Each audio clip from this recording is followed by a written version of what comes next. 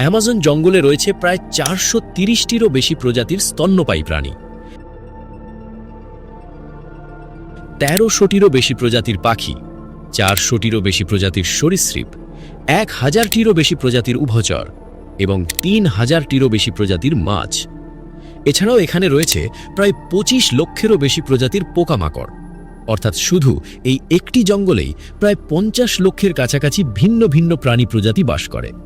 পৃথিবীতে এখনও পর্যন্ত বিজ্ঞানীরা যত প্রাণী প্রজাতি শনাক্ত করেছেন তার প্রায় 10% শুধুমাত্র অ্যামাজনেই বাস করে। অ্যামাজন জঙ্গলের একটি বড় গাছেই পাখি, পোকামাকড়, ব্যাঙ, সাপ এভাবে শত শত প্রাণী একসাথে বসবাস করে। অর্থাৎ এখানকার প্রতিটি গাছ যেন এক একটি ছোটখাটো চিড়িয়াখানা।